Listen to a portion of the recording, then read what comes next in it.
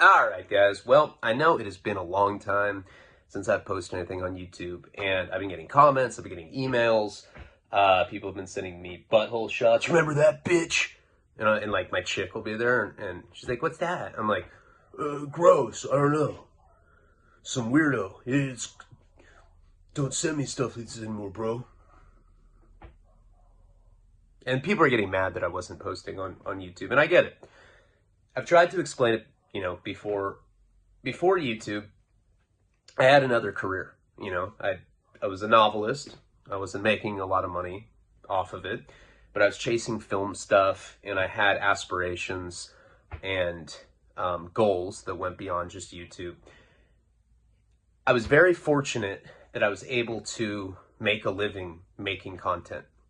At a certain point, I was able to go over to Patreon, and I was really able to support my family solely from Patreon. And I know I'm a piece of shit, trying to provide for your child, scumbag. That's whack. You shouldn't do that, it's that kind of thing. Thing is I could do both. I'm an inherently disorganized person to begin with, and this is the problem I was having a while back. So part of Patreon, and people are like, sometimes we're like, they don't even know what that is. So Patreon is a subscription model of content. And there's different tiers. There's a $3, a $10, $20, and $100 tier. I've had like 600 subscribers, I think, when I had like the most. I don't know what I have now, like 450, something like that, 430. I don't even know what it is right now. But it's enough to be able to support myself. And each tier gets different privileges. $100, you get to see my dick. I think I'm going to do a $500 butthole tier, but I haven't done that yet. I might do that for Christmas. A one-time thing where the butthole just dissolves. Like, you can see it once, then it just poofs. I don't know. That's stupid. Anyway. One of the things with Patreon, and also I'm able to put up, like, we've been working on the documentary. I started putting up different cuts of it. Put up a 40-minute cut, as it was being made, I started putting up more and more of it. There's a lot of photos of people I talked about in the stories. And the lowest tier was $3 a month. It's 10 cents a day. And all of this stuff is cataloged on there. So if you signed up for Patreon today, you could see all this stuff. There's a lot of stuff, different storylines, cuts from the documentary, photos, all the stuff I just talked about. One of the things with Patreon was that I give early access to them. So sometimes I do a video for Patreon, in a storyline. So we were doing Sentinel or whatever it was. And then I'd have to give it to them first. Well, I'd have to give them all an opportunity to see it first because that's what they were paying for. One of the things they pay for is early access. What started happening is, because I'm so disorganized, I started like putting things out of order, and like I'd have to like remember which video goes where. It got really hard for me.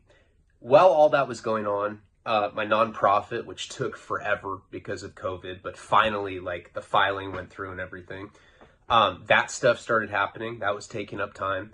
This big deal that I've been trying to do for like a year finally went through last week.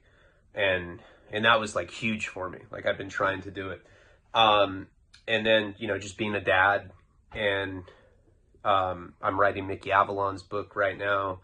I did that other book, There's just been a bunch of stuff. I just did a new screenplay, sold another screenplay. Like, I've just been doing a lot of different stuff because that's ultimately what I want to do. It got to a point where it was just getting impossible for me to juggle it all. So I decided, I'm like, okay, I'm going to hire a couple people. I don't make like a shitload of money, but I make enough to support a family of 3 off Patreon and off my book royalties and off YouTube. And like I could pay some people to help me. So I wanted to get it all worked out where basically all I have to do is do content, and then somebody just uploads everything for me.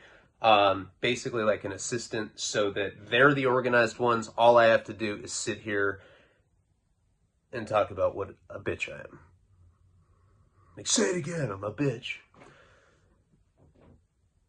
I was planning on doing that like a month ago, but all this other stuff came up. Had some kind of family drama happening. Everybody's okay now, but my parents were having some health issues. Anyway, the point is I really don't have to do content like this anymore. Like, I'm fortunate to say that my other career that I was doing before this, like, actually got to a place where it's allowing me to make an income off of it now. And it took a long time to get to that point. Thing is I am appreciative of YouTube. Always have been. That was a huge blessing in my life. And I enjoy doing it. You know, a lot of people would be like, well, if you're on YouTube, then you're going to get more people for Patreon. So it's just stupid that you're just focusing on Patreon. At that time, I had to focus on Patreon because that's how I was supporting myself. Like, I was making 90% of my income from Patreon at that time. And I was comfortable financially. Like, I was like, okay, you know, I give my kid, I give my partner a really good life. I've never been really materialistic. I don't need that much. It was never really about the money for me because I always had the ambitions outside of this. But with that being said, I am very appreciative and I like telling stories. I was telling Patreon this. A lot of times on Patreon, I'll do like a daily monologue, kind of like this. There'll be a separate video. Sometimes I do them with the story videos. And I was saying that I enjoy telling stories. I mean, there's been times in my life where it's literally saved my life. I'm like, fucking dance, clown. Come on, tell us some stupid shit about your life, you stupid fucking white boy. You know, stuff like that. And it's almost like a time machine for me. You know, when I tell stories, I get to vicariously go back with myself as the vehicle. Like, I'm the conduit to my past. Like, when I'm telling the stories, sometimes I'm actually feel like I'm there. And my life hasn't been all bad. It's been pretty bad. Lots of butt fucking on weed. Like, dude, I'm so baked right now, it's butt fuck. Anyway, what?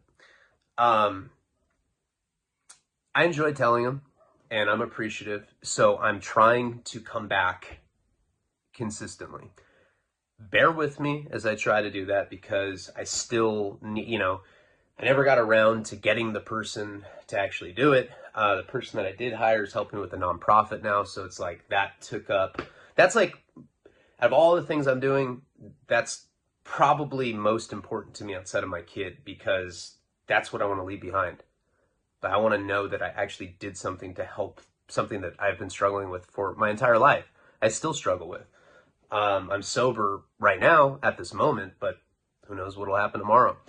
And I know that Narcan saves lives. I lost Paul, and it's something that I really want to do.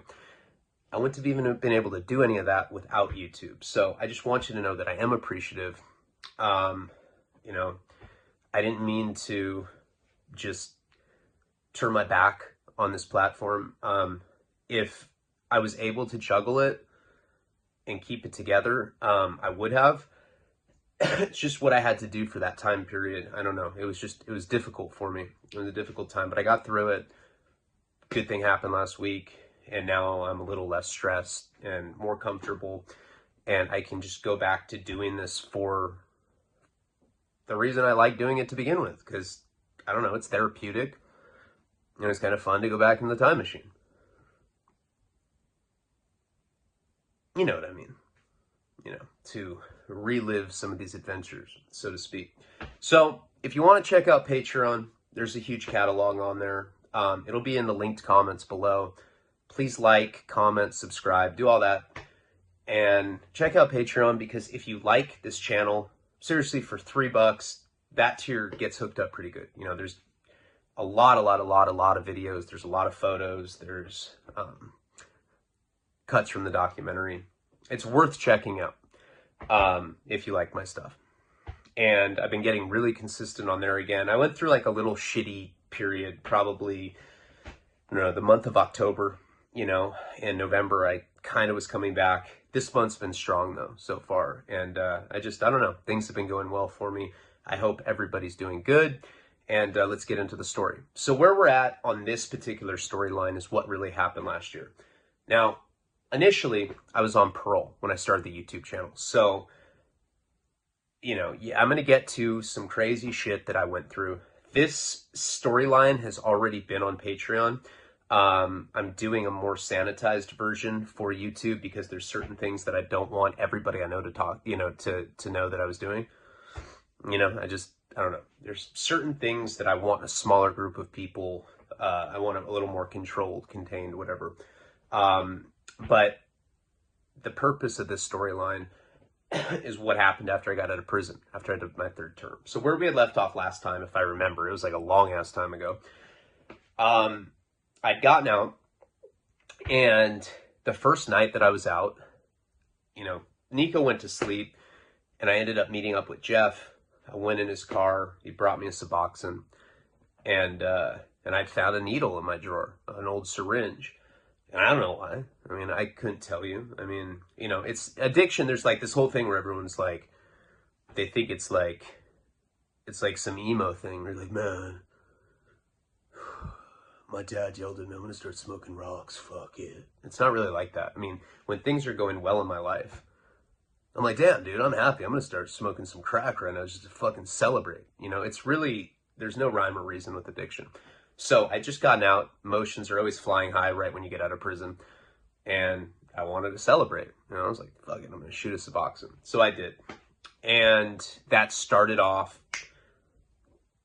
my Suboxone addiction over again. So now I'm doing IV Suboxone. Karina doesn't know about it. And I don't know if I felt guilty about it because of Suboxone. Of course, as a drug addict, I justified it in my mind. I'm like, oh, that's cool. Needles are cool, whatever. You just don't get it. You don't get me, So my dad had like made this deal with me pretty much that, well, it wasn't really a deal. I mean, it was a polite way of saying, hey, you have 2 weeks and then you need to get the fuck out of my house. You can't live here with your son and your girlfriend. He was going to help me. He's like, go find an apartment. I'll lend you money for first and last month's rent, whatever. I'm not going to co-sign for you. Why not? I don't know. You've been to prison 3 times. I've co-signed for you like 10 times. It's always fucked his credit up because I just destroy apartments. And I was blessed to have that. Not everybody gets out of prison and has resources, and believe me, I feel for the people that don't. I don't know. I don't deserve that. I don't know. Those are the cards that were dealt to me. But every time I get out of jail, my parents will get me a new phone. They used to get me clothes. Every time I did terms, it got kind of like the last, first term, my mom cooked me up. She took me on shopping sprees, where, second term, or violation, the one where I ran across Big Meech, I got out, my mom hooked me up. She's like, here's an electric razor so you can shave your goatee. I was like, all right, cool. Fuck yeah. And she got me a bunch of hygiene stuff. She'll take me to the pharmacy and I'll be able to get all the good body wash, because when you're in prison, you've been using Irish Spring for multiple years. You're so stoked to have good body wash and a loofah. Imagine how bad your people's assholes smell in prison. I have no idea. I mean, I'm just guessing, but they probably stink. By the 3rd time, I'm like, Mom, can we go get clothes? She's like, no, but you can have this travel size shampoo and one of those little toothbrushes. Here you go. I'm like, what is this? And she's like, Ryan, I think I was 33 at the time. She's like, I'm not going to enable you anymore. If you want stuff, you need to get it. I think they did get me a phone. I don't think they got me a phone. I think I just had my old iPhone from before I went in.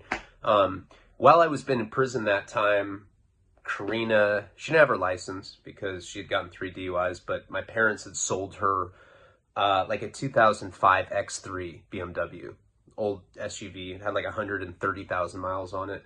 It made noises when you would drive it. By the end of it, we just sold that car a couple weeks ago. And we just it was it was our second car, because we got a new car over the summer. But by the end of its life, it was rattling every single time we drove. It was really scary. And it was always not really working that well. But still, it didn't matter, because the whole time that we were dating, before I'd gone to prison, during that breakdown period when I was homeless, we didn't have a car. I was taking public transportation, taking Ubers everywhere, walking. So we were just grateful to have a car. So they had sold Karina the car for I think $100. So we did have that. We had the BMW SUV. Karina was getting, she was getting welfare when I first got out, but I needed to get a job like right away. So when I got out of prison, they ended up drug testing me like the first day. You know, I had to go to Santa Barbara and I had to go, and they're always like in Santa Barbara, it's a whole different type of PO. In LA, they're gangster. They're wearing like Raiders jerseys and they're like throwing up gang signs and shit. It's really weird. Like the POs look like they're gangbanging. They probably are. They're wearing like aviators behind, you know, and they're like sitting at a desk. It's weirdo shit. Santa Barbara, it's like super white people shit. Like, hey man, we're gonna have to do a urine analysis. You know, in LA, they talk to you and just touch your dick involuntarily. So I remember going and drug testing for him, and thank God I didn't go use with that Southsider and the black dude that I was on the bus with, that they ended up smashing that dude out when Nick had picked me up from the bus stop. Because they were trying to get me to use it. I mean, they were like making up lines of crystal meth like on the baby changing diaper station in the bathroom. And I said no. Because I was a changed man. No, I mean, now I'm like injecting Suboxone, which is lame. It doesn't even give you a rush. It doesn't do anything. It just kind of like, it's like a pretty worthless addiction, actually. So I checked in with my PO and I basically told him what my plans were. Now, my plan at that point was to move back, or to move to LA. I'd been living in LA for, you know, most of the time since I'd gotten out of the feds in 2013, except for that short breakdown period where I lived in Santa Barbara. But I wanted to get back there because in my mind, I wanted to get back to trying to chase my film career. I didn't really know what I wanted to do because I felt pretty defeated at that point. I had all these opportunities before I'd gone to prison. Then I had the breakdown and I called the FBI and I burned a lot of bridges. I'd call people, I'd be like, what up, Bob? Like, shut up, fucking Fed caller. I'm like, dude, that was like 16 months ago. I don't give a fuck. And like hang up on me. So I lost a lot of friends over that. Not because of the FBI thing. It was like the other stuff that I was saying. I'll stab you with the fire poker, you fuck. Do you know who I am? Do you know who I am?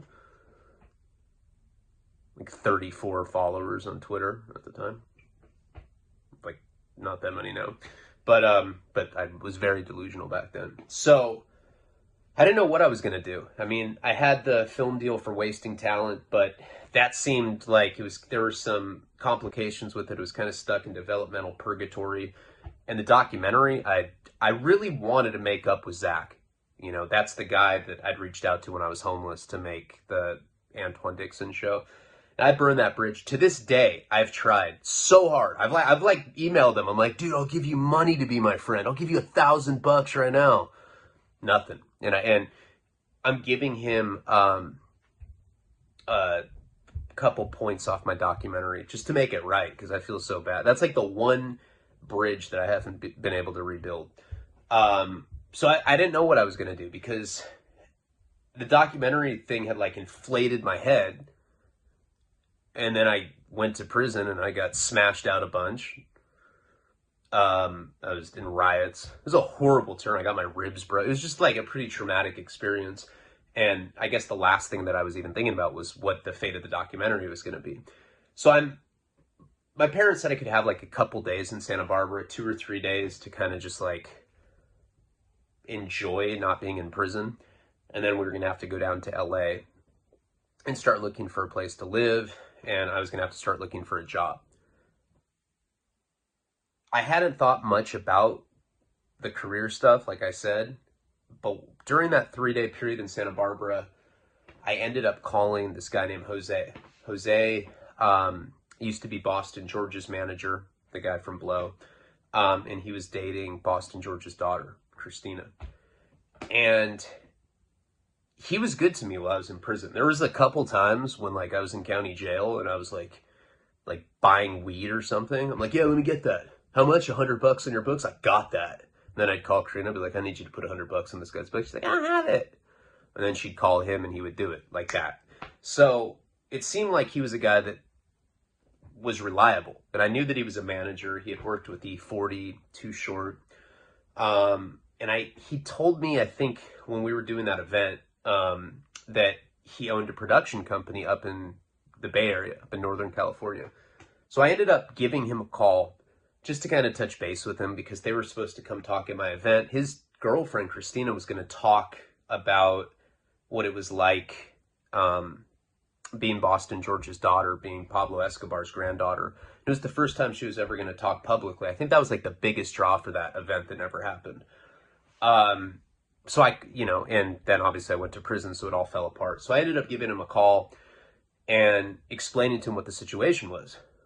And I was like, yeah, he's like, well, what are you trying to do? And I told him about the documentary. I was like, look, we still have all the archival footage. We have so much footage, so much archival stuff. I put a lot of that stuff on Patreon, but there's even more stuff that people haven't seen. We just have an insane amount of footage from my life for some reason. I was like, basically all we have to do is do the interviews.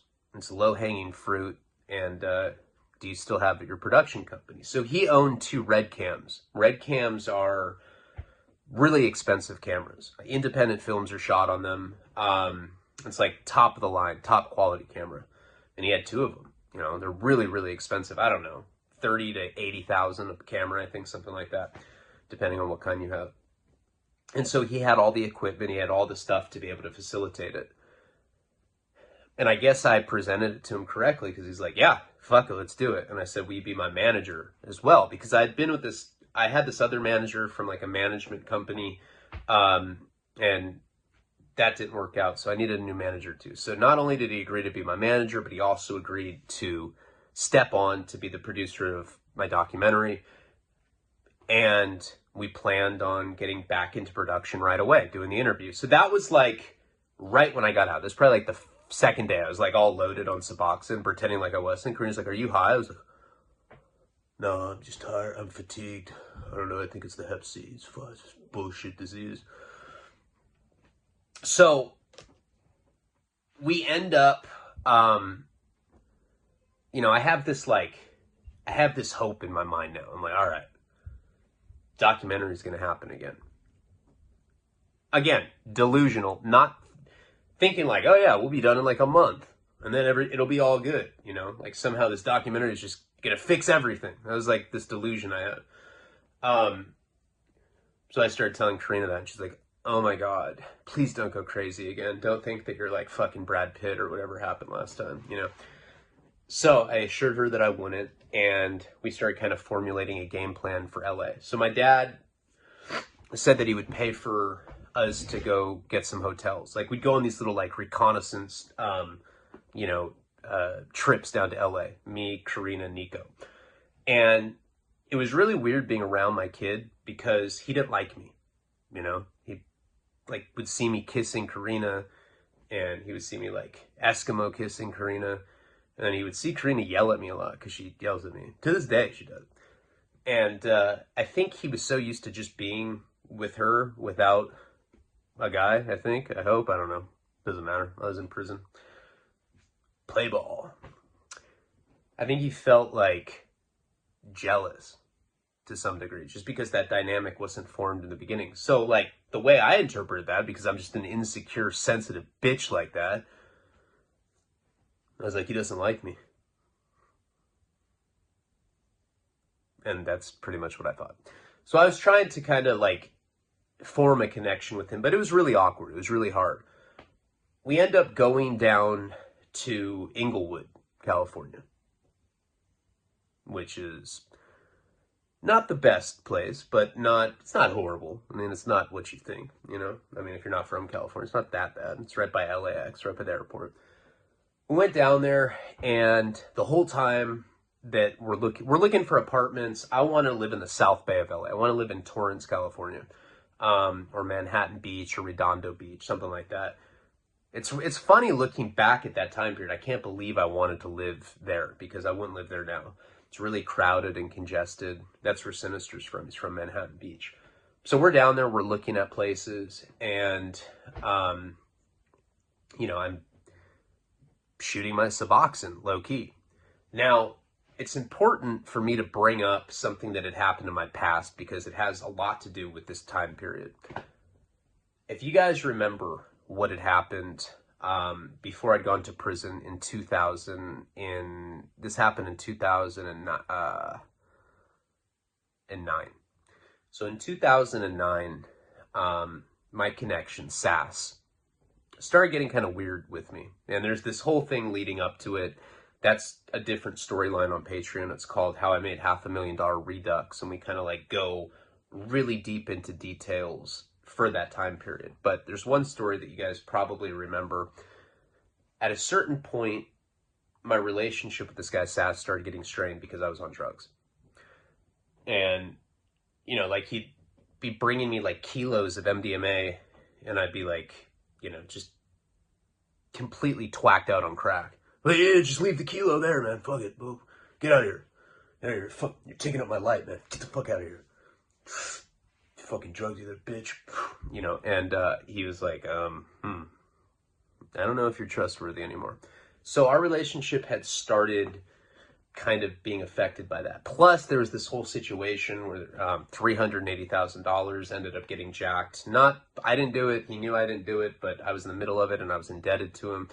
We figured all that out. But at this point in our relationship or whatever, I started seeing him less. That sounds really weird. Yeah. When me and Sass had that relationship, well, we started seeing each other less and less. I don't know, feelings just weren't there anymore. It wasn't like that, but it wasn't what it was when I first met him. When I first met the guy, it was all cupcakes and ponies and rainbows. I cannot make our business relationship sound cool, can I? At one point, this guy that I knew, he was from Connecticut, and he was going and selling drugs at different festivals all throughout the country. So he'd go to like Coachella. The one that he was going to for this particular time was 10,000 Lakes in Minnesota. And he wanted a bunch of kilos of Molly. Now, back in that time period, I think the price had gone up to 20,000 a key, if I remember. I think I was getting them for 15. And I think that like the retail value for a kilo, which is 1,000 grams, was 20,000 at that point.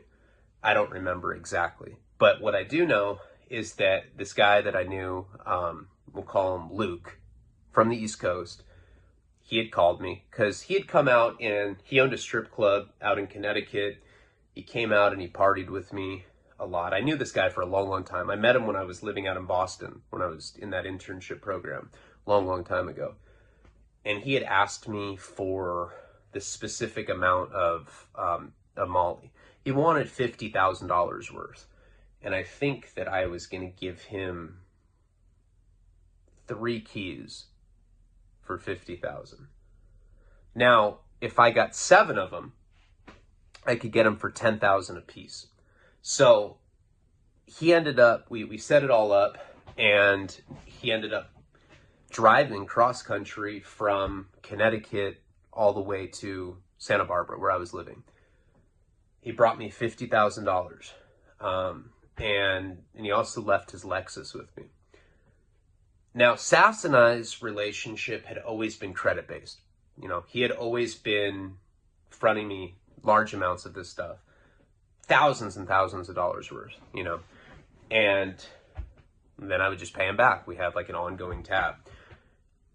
I never had to pay for stuff up front. So we talked in code over the phone. And I had arranged to get 7 kilos for $70,000. And I think I was giving, so I had to put 20,000 of my own money, and I had to put 50,000 for Luke. I told Sass, you know, to bring that. We had pre-planned all this. So he ends up coming down to Santa Barbara, and he shows up at my place. Now, this guy Luke is staying with us at the time. Actually, I think he might have had a hotel, but he's in Santa Barbara. Yeah, he had a hotel because he was allergic to cats, and we had cats. Pretty. Who gives a fuck about details like that? Shut up. Just dance, clown, dance. Get on with the fucking story. When Sass finally showed up, I had $70,000 to give to him. And I told him that over the phone. I was like, it's not a credit thing. This is a straight transaction. I think that's why I was getting that kind of price break to begin with, because I had 70. And when you have 70 grand, I mean, that speaks. You can usually negotiate better than if you're asking for $70,000 worth of credit for drugs. So he shows up at my place, and he's like, let me see the money. So I go to my safe. Luke had already given me the 50 grand. I take out 70 G's. Put it on the table. I was like, there you go. He's like, all right, I got to go get it. I was like, what do you mean? He's like, I don't have it. I'm out. I got to go re-up. So he had to go fly up to San Francisco is what he told me. He ended up leaving like 30 pounds of like shitty weed with me that he wanted me to vend to the dispensaries. And for some reason, I couldn't get rid of that weed. Another detail that doesn't matter. So we made a plan. I think it was like he was going to be back in 3 days. Now, I didn't think it was going to happen like that because usually, like I said, he would have the shit on him. I never had to prepay him for anything. But this guy had been fronting me copious amounts of MDMA for like 2 years at this point. So I had every reason in the world to trust him and not to think that he would burn me. We planned to meet up again like 3 days later. I think he was going to have somebody bring it to us or something. I don't remember. It doesn't really matter. The day that we're supposed to meet, I call him. His phone has been disconnected, his cell phone. Now, it's not a red flag at that point because in that industry, if you've ever sold drugs like that, you know that you have bat phones, you have burner phones. He changed his number all the time. I was like, whatever. All right, we'll hear from him. Nothing. That day goes. Now, this guy, Luke, is a neurotic. He's a pacer. He's like one of those guys that paces and like bites his nails. So, fuck, do you think we got burned? I'm like, well, I don't know, man, but you're making me like really nervous when you're like doing shit like that. He's like, he's like gnawing on his pinky. I'm like, hey, man, gotta chill out. Imagine if we got pulled over with a guy like that. Jesus Christ, you just be like, I surrender. You know, one of those kind of guys. So he ends up not showing up. Now, this guy, Luke, is supposed to be going to this 10,000 Lakes Festival. He's freaking out because, I don't know, I think that he had gotten like one of those car title loans for his Lexus. Like, you get like one of those, they're like, yeah, we'll give you $10,000 right now. And you owe us like 1,700 million % APR, you know? We'll give you 10,000 now. You owe us 300,000 like in 3 months. And people are like, fuck yeah, let me get that 10 racks. So he had done something like that. So he's freaking out. And I think there's other people's money involved. Whatever the case was, he was just having a complete panic attack about it. He'd get all nervous and fart. Oh, fuck. He's like gnawing on his pinky. He's like, ugh. It's just really gross. I'm like, man, get it together, man. Jesus Christ.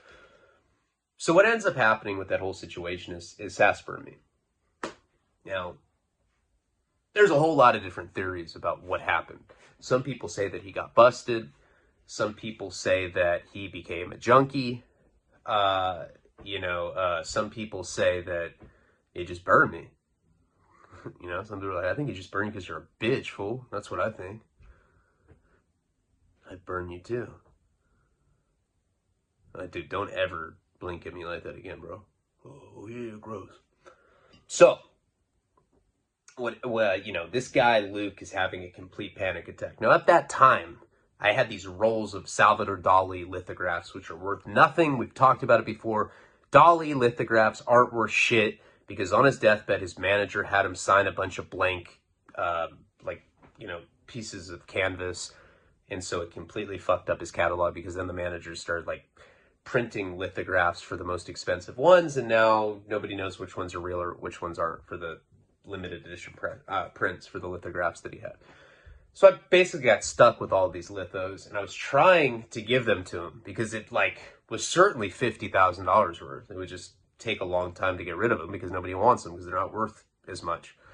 But Dali's popular. You can get rid of them, but it just takes longer than normal. So he ends up not doing that. And if you guys remember the story, eventually he calls my dad.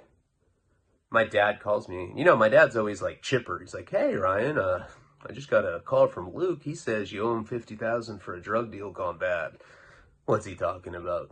I'm like, And I got really mad, you know, and I called him and I was like, look, motherfucker, like, you call my dad and you're trying to collect up. Like, he doesn't even know my dad. I don't even know how he got his number. I was like, you fucked up. Like, now you have nothing coming, you know, and if you have an issue with it, we can meet up right now. Now, he knew I had, like, guns and stuff in my house. I was all, like, fat on methadone. I was just, like, this guy that had no neck, but I had guns. So, I guess that's scary. So he ends up, like, disappearing. I never see the guy again. There was a larger issue though, the fact that Sass had burned me. You know, I was tripping about that. So I put out a bounty on him. Not a bounty in the sense that I wanted him to die. My deal was I knew a lot of people that knew him. I knew a lot of strippers that knew him because that's what he liked to do. He liked to hang out with strippers and like open up capsules and put them in their martini glass. You know what I'm trying to say. He was a piece of shit. So I didn't hear anything for a while, and I ended up getting busted by the feds right around that time. And if you remember that whole thing, they let me go. Didn't look good. You get caught with weight and they let you go. Nobody knows until the dust clears, because then you have paperwork, and paperwork doesn't lie. And if nobody goes to jail behind you, then, I mean, the proof's in the pudding on that. That's another theory, that people said that he burned me because he thought that I had flipped for the feds. But that didn't make any sense because he burned me like weeks before that ever went down. So I had this deal out. I forget what it was, but, you know, I'll give somebody $1,000, whatever it was, to put me in the same room with him at the same time. One night I end up getting a call. It's probably like midnight. I'm with Jenny. I'm fat at that point, so I'm probably like dipping a corn dog into ranch or something. Like, fuck yeah. Oh. Do that again. No, I'm not doing that again. And we get a call that he's at this bar. I remember this girl called. She's like, I know where he is. He's outside of a bar. I want my money. I was like, all right. So I told Jenny, I was like, damn, we found Sass. He's outside of this bar. So she ends up grabbing a gun and putting it in her purse. This is the same gun, if you're on Patreon, that's in all that, the Gabriel Master clip footage that I just did the junky commentary for. I did like all this videos of like raw footage, and I'm like doing director's commentary like you would on like DVD. But I'm like saying crazy shit. I'm like, yeah, I butt fucked in that room, you know, stuff like that. So we end up going to this bar. We see him. He's smoking outside. And he's with some girls. And I'm driving 2008 Chevy Malibu. That was like my safe car. It had like an Obama sticker on the back. I'm not saying anything about politics. I'm just saying I had an Obama sticker on the back so I wouldn't get pulled over. And I actually ended up getting busted in that same car. So anyway, so we get to this bar. I see him. I'm like, hey, motherfucker. Now remember, I'm fat, smoke 3 packs of cigarettes a day. I'm in no condition to fight anyone. And I was way more bitch. I hadn't even been to prison yet. Like back then I was like, if you think I'm a bitch now, you should have seen me back then. I'd like curl up in a ball type stuff, you know. I was like, hey, motherfucker. And he sees me. Now, I'm sure you guys remember, I didn't put the car in park. The car keeps going, and I got out of the car. And so I just see my Malibu, like, rolling down this parking lot. He's running towards me. I had to jump into the Malibu. I had to throw it into park. And by the time that I did that and got back out, he had already gotten, like, the upper hand because now he had, like, approached me, like, charged right towards me. He tackled me. He was a big guy. Tackled me, and he proceeded to beat me up. So what? Being honest about it, I got beat up. Jenny comes. She gets the gun that she had in her purse. She hits him right in the jaw. She pistol whips him with this gun. It breaks his jaw. And while he's like sitting there like holding his jaw, I get like a nice little sucker punch. Like, yeah, don't fuck with me, bro. And he's screaming and all these people are coming out of the bar. Jenny has the gun. She's like pointing it at people. She's like, don't come closer. It was really some crazy shit to be happening outside in some parking lot outside of a bar at like midnight. And so one of his friends comes, this guy named Shamrock. Hippie guy. He's like weird, like octopus tattoos like on his chin. I'm like, that guy, and I'm like, oh man, you don't look like a criminal, man. No, the octopus shit on the chin, that looks normal. He looked like a total criminal. And he comes up and he's like, hey, what's going on here? And he's like, hey, put the gun down to Jenny. And Jenny's like, why would I put the gun down? Because you asked me to? Fuck you. And he's like, what's going on? And I'm like, he owes me money. And so he goes, he flipped for the feds, is what he's saying. But he's like lisping. And you just, hard to take seriously. It's like, he's flipped for the feds. It's like, what, man? And so he's like, how much does he owe you? And I'm like, he owes me $70,000. And I want my money. We're not leaving without the dude. We're kidnapping his ass, taking him to my place. I'm gonna butt fuck him until he gives me my money. And Shamrock's like, it's not necessary. He's like, I gotta grow. I'll pay it. So I looked at him, I was like, are you sure, man? Are you sure? You're co-signing. He's like, yeah. I was like, so you realize you're jumping in the middle of this. If he doesn't come correct with the money, it's on you. And I know where you live. He's like, that's what I'm saying. I co-signed for it. So we end up leaving, which is probably good because I'm sure the cops are on their way. Okay, so a couple days goes by after that. Surprise, surprise. I never heard from Sass. I never heard from Shamrock. I did know where he lived. He lived in this like duplex, and that's where I guess they had this big grow operation. So I wrote a handwritten letter in red lipstick. It was some crazy looking serial killer kind of note. And I basically say, hey, motherfucker, it's your problem now, and I'm coming to get my money. Like some super like threatening little note like that. I put it, in front of the unit that I thought was his, but I guess I put it at the neighbor's house by accident. They had this big grow operation. It caused all this drama, and basically they were trying to say that because I had done that, they thought I intentionally did that, now they didn't have to pay me.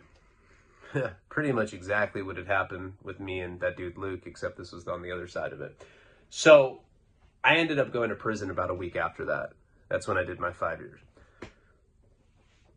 When I was in prison the first time, I reformed. I got sober the last year that I was in there. 2012, June 13th, 2012, I got sober, and I stayed sober for 3 years. Before I got sober in prison, I used to fantasize about that money. I would just like see the stack of like $70K, and I'd just be like hunched over a toilet bowl, beating off, thinking about it. So what? And I would always think about how I was going to get out of prison. I was going to collect on that fucking money. I was going to get that money back, for sure. There's one thing I was going to make sure that I did. I was going to get that money back. When I got out of prison, I'd been sober a year, though. And I did try to get it back. I made phone calls. Nobody knew where Sass was. Nobody knew where Shamrock was. Boom. Forgot about it. Got sober. Started doing sober things, barbecues, sailing. I never sailed once sober. Ever. I did go to barbecues, so that's true. Second time I go to prison, by that point I'd stopped thinking about it. This happened in 2009. So now here I am, and I'm in Inglewood, California. I have the documentary stuff happening. I have to find a job. I have to find an apartment. And I remember looking at Karina and looking at Nika one night. I was high, of course, but I was still looking at them. That doesn't mean I'm not a good person with good intention. And on Suboxone, how high can you really be? And I remember looking at them. I was thinking about how much I love them. I'm like, fuck, I love them. I love my kid. I love my girl. What if I can't provide for them? Like, what if I can't figure it out?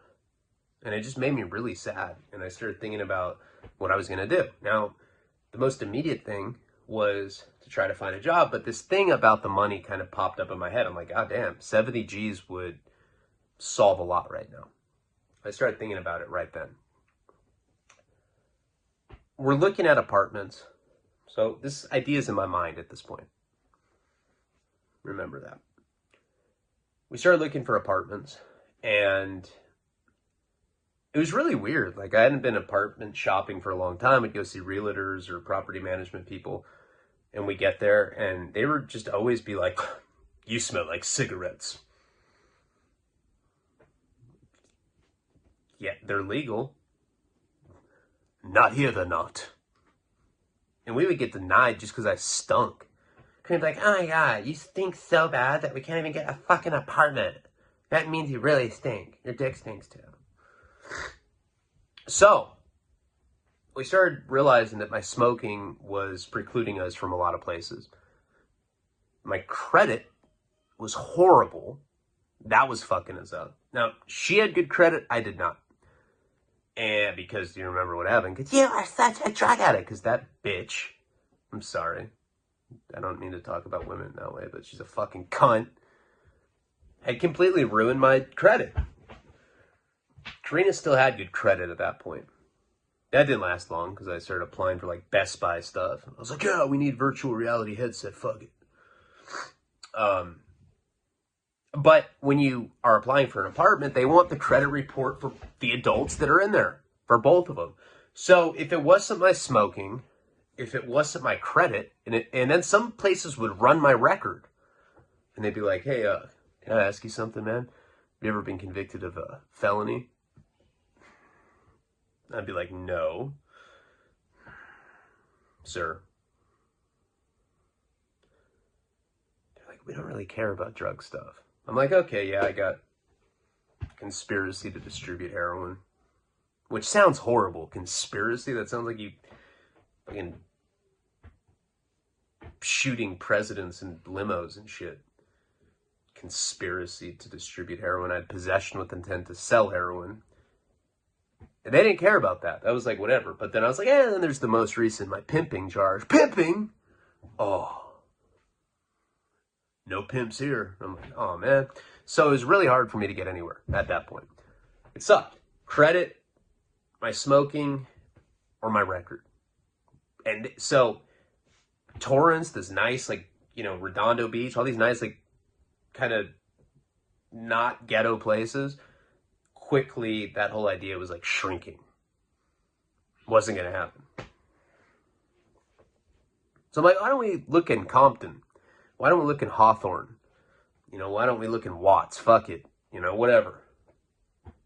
We'll just say that we don't care. We're not racist. We'll be that couple. Karina's like, I just want a place. Whatever. So we started looking for a place in Compton and Hawthorne. The most ghetto spots you could imagine. Bars on the windows. They had like furnaces. There was like people like shoveling rocks and Freddy Krueger fucking sweaters. And we couldn't get places in complexes like that. Oh. No, we can't rent to you, man. Not with this credit. Bitch. We couldn't get anywhere at this point. So I called my dad. I'm like, Dad, you got to allow me to co-sign. Or you got to co-sign for me. You have to. I'm not going to be able to get into a place. My dad's like, no. Al-Anon told me no. No co-sign. I should leave you to die. I was like, dude, that's not the point of Al-Anon. That's for drug addiction. I'm asking you to co-sign for me for an apartment. Of a child. What do you expect me to do? He's like, figure it out. I'm enabling you. And he like hung up. I was like, God, I hate Al-Anon. Fuck. No, Al-Anon's all right. I'm just kidding. But anyway, so so we were getting really like kind of, and this is just the rental side of it. This isn't even me getting a job. Got definitely worse when it got to that point of things. We were getting really discouraged because we were getting denied in like straight, there was like chalk outlines of bodies that like, they try to like, not really, but it was those kind of places. It was super hood and we couldn't get a place. It's like, damn, it was disconcerting. And so we spent like a week down in LA, and the last night that we were there, obviously, at that point I'd be going into the bathroom wherever we were staying. I was doing a shot. And Karina, I think, was getting on to me. She's like, what are you doing? I'm like, shitting. She's like, you've been in there for like 40 minutes. I'm like, peeing and shitting. When you do them together, it takes forever. She was getting kind of on to me. So that last night that we were there on the first like little reconnaissance mission, she looks through my pocket and she finds, not a needle, but she finds a wrapper for one. I was pretty good with like where I hid my needles. I always put them in like the trunk of the car, like really hidden. You know, I didn't want them anywhere near my kid or anything. And mind you, I shouldn't have been doing that. I'm not saying in any shape or form that that was acceptable behavior, because it wasn't, and I'm off all that now. But then I was like justifying it. I was like, I can't even get a place in Watts. I don't care. I'm just gonna shoot Suboxone. Who wouldn't? Fuck. So Karina finds this rapper, and she's like, we need to talk. I already knew what time it was. I already knew. I knew that I was caught.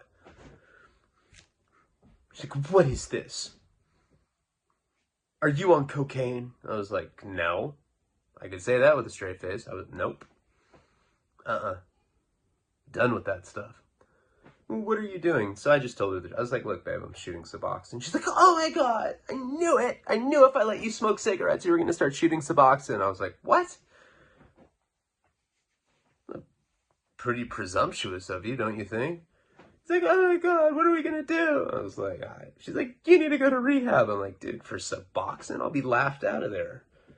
Even though I have been to rehab with people that are there strictly for Suboxone. So she was really upset. Like, I mean, like, she's like, we're not having sex anymore. I was like, ever? She's like, no. I was like, fuck. Not until you're off of the drugs. I was like, God, you know? And I didn't feel like I was, like, all crazy on drugs or whatever. But it became this, like, thing.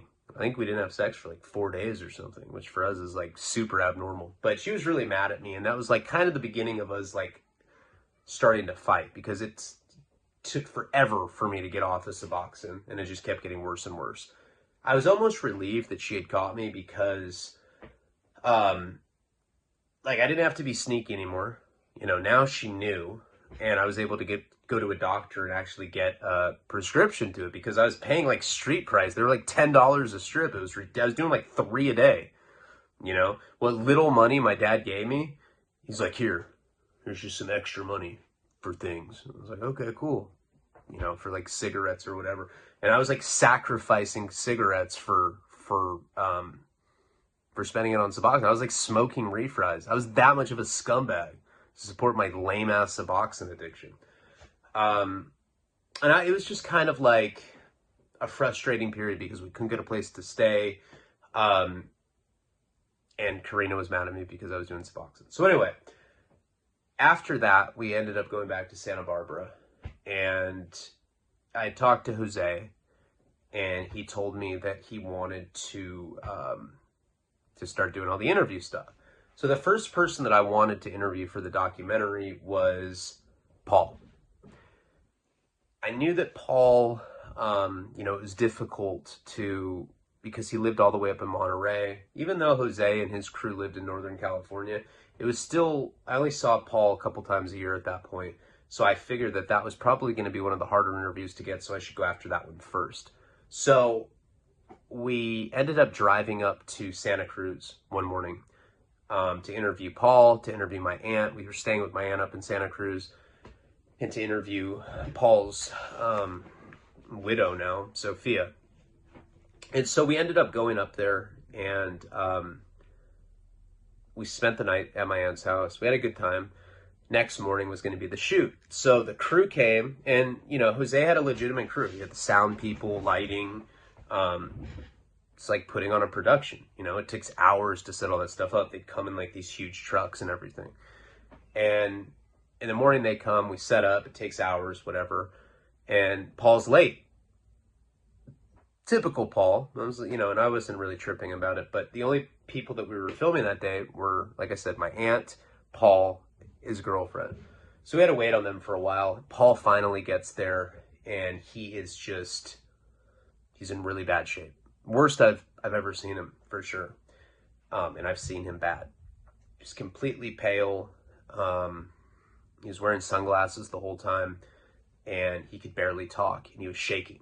You know, he was like, and he like came up to me and was like trying to hug me, but he was like shaking so bad he couldn't. He's like, I'm sorry, bro. Out of respect for Karina and you, I decided not to drink, and now I have the shakes, but I took 20 Klonopin, or 20 Valium. And he really did. You know, I'm not even exaggerating. Like, that's how bad it was that day. And, you know, I looking back, now that he died, it was really tragic to see him in that state. But we tried to make light of it because that's just kind of like how our humor was. So he did the interview and it was pretty incoherent. And it's a shame because that's the only interview that we got out of Paul. And Paul could be very articulate, very lucid, and, you know, when he was sober. But this particular day, he just couldn't really talk. You know, they'd be like, so, how long have you known Ryan? He'd be like, yeah, maybe. And he'd be like all happy with the answer. I'd be like, oh, man. They got some good stuff out of him, you know, like there's a few good things that he had responded to. At one point, he called me a scumbucket and dirtbag, and it was pretty funny. I put that on Instagram a while back. All of the interviews for the documentary, by the way, in raw form are on Patreon. But at a certain point, Karina's like, you know what? Because he was like still taking all those benzos. He was still getting the shakes from DTs, from the alcohol. And Karina's like, you know what? I don't even care. Just have your aunt make him a drink, you know? So my aunt started making a drink. She's like, how much vodka do you want? He's like, just fill up the glass. It was like a big, tall glass. She just filled it up with straight up vodka. And he just pounded it in one gulp. And that kind of made him return to normality a bit. That day, we interviewed him. Then we got a good interview out of his widow, who was his fiance at the time. And then we got a good interview out of my aunt. After, and we spent the day, we took pictures. There's a bunch of pictures from that time period. I think I'll make the cover photo picture of like me, his girl, Nico, and my girl. And we took some good photos, and they ended up interviewing my aunt, and then that was that. And I remember looking at Karina, like right after, like when Paul and Sophia were driving away, and I was like, man, I don't think we got another 6 months with him. I really don't. And she's like, don't say that. Don't put that in the universe. And I was just like, I don't know. Intuitively, I almost knew. It's hard to describe, but like just the state that he was in, it was just, although I'd seen him bad a ton of times before, that particular time, it just, something kind of struck me that something was like really, really off, and that something bad was imminent. So, you know, that trip, we got that batch of interviews out of the way. Around that time, out of nowhere, I end up getting a call from a guy that I used to be in the MDMA, Molly world with. Hadn't talked to him in a long time. I don't know how or why he decided to contact. He called me through Facebook, like through the phone thing. He was one of my Facebook friends.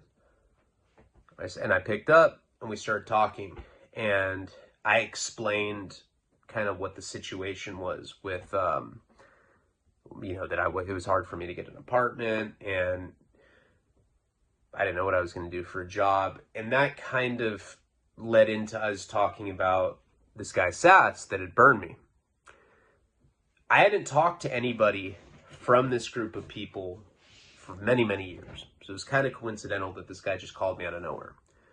And he starts telling me about what had happened after I went to prison the first time. I hadn't talked to this guy since 2009. It's 2019, you know, so it had been 10 years since I'd talked to him. And he said that after I went to prison, Sass started fucking my girlfriend, Jenny, at the time. Wasn't that happy to hear that. I was like, oh, word, all right, you know, but I was mad about it. I knew she was cheating on me, but fuck, not with that guy. That's hardcore. Like, that's the kind of thing where, like, even if you did have sex with that guy, it's the kind of thing I don't think anybody would admit. You know? Anybody. Like, even if he was married to a chick, she'd probably be like, yeah, we don't fuck. He was that kind of guy. So he told me that they were, like, having sex, and during that period, like, right when I'd gone to prison, of course, this dirtbag kind of, like, moved in on my girlfriend at the time, and she'd gotten him on heroin. And what had happened is that his life just completely unraveled. Now, here goes back to the theories. Did he get busted before? We talked about that. There was some rumors that he had been busted by the feds himself. And that when he jacked me for that money, it was because he was just trying to get as much money as possible so he could flee the country because he had like pending Fed shit going on. That was never substantiated. What he did tell me is that they did find out that he was a serial rapist and that he had gone and raped quite a few girls. Now, we had heard rumors about that back in that time period, but like now it was confirmed. Like he'd actually been charged with it and everything. And I guess he had ended up burning a bunch of people, you know, and he kind of got cut off. Like he was like disgraced by all these people. And I was like, fuck, I was really counting on someday being able to track this guy down and getting my money back. And so I asked about Shamrock. And this guy gets very, very weird about it when I ask about it. I'm like, well, what's up with that guy? Because he co-signed. And he's like, yeah, man, I don't know. You know, I could tell that there was something that he didn't want me to know. And we'll get into that in the next episode in this storyline. And I'm sorry that it had taken me so long to get back to doing videos for YouTube. I'm still going to do another one for Patreon. And like I said, I mean, I'm not trying to keep pushing the Patreon thing, but if you do enjoy my stuff, I think you should at least go over and look at it and see if it's something you might want to do. It's $3 a month. That's pretty cheap for the big a bitch that I am. I really do appreciate you guys, and I don't want you to think any different. I'm going to try to come on here a lot more consistently. It's not going to be every day, but, you know, I'd like to do Friend Fridays again. I'd like to at least do 3 or 4 videos a week, maybe a couple days off with Patreon every single day. I appreciate you guys. Palabra.